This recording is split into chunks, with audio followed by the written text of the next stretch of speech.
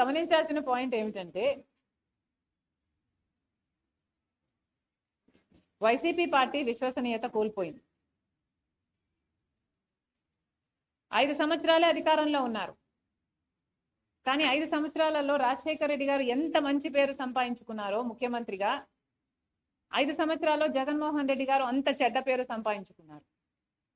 5 సంవత్సరాలలో 8 లక్షల కోట్ల రూపాయలు అప్పుల కుప్ప మన రాష్ట్రం మీద పెట్టారు.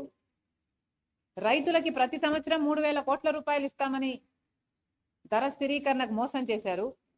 4,000 కోట్ల రూపాయలు పంట నష్టపోతే ప్రతి సంవత్సరం పంట నష్టపరిహారం కింద పక్కన పెడతామని మళ్ళీ రైతులను మోసం చేశారు. పూర్తి మద్యపాన నిషేధమని ప్రజలను మోసం చేశారు. రాజశేఖర రెడ్డి గారు వ్యతిరేకించిన మతతత్వ బీజేపీ పార్టీతో అక్రమ సంబంధం పెట్టుకొని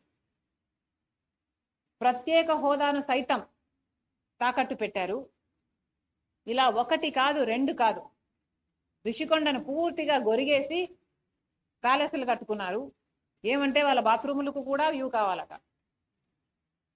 ఇక కాదంబరి కేసు చూస్తే పాపం నిజంగానే నాకు చాలా బాధేస్తుంది.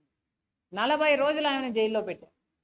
అధికార దుర్వినియోగం. ఇలా 1 కాదు 2 కాదు, ప్రత్యేక హోదా దగ్గర నుంచి మొదలు పెడితే కాదంబరి గారి కేసు వరకు వీళ్ళు చేసిన అధికార దుర్వినియోగం, అవినీతికి జగన్మోహన్ రెడ్డి గారు, వైసీపీ పార్టీ విశ్వసనీయత కోల్పోయారు అన్నది ఈరోజు వాస్తవం. ప్రజలు మాట్లాడుకుంటున్నది ఇదే. మళ్ళీ ఆ పార్టీ పైకి లేస్తుంది అని మేము భావించటం లేదు. వైసీపీలో వైఎస్ఆర్సీపీలో వైఎస్ఆర్ గారు లేరు. ఇప్పుడు ఉన్నది సజ్జల, సాయిరెడ్డి, వైవి సుబ్బారెడ్డి. వీళ్ళు కూడా మిగులుతారో లేదో జగన్మోహన్ రెడ్డి గారు చూసుకోవాలి.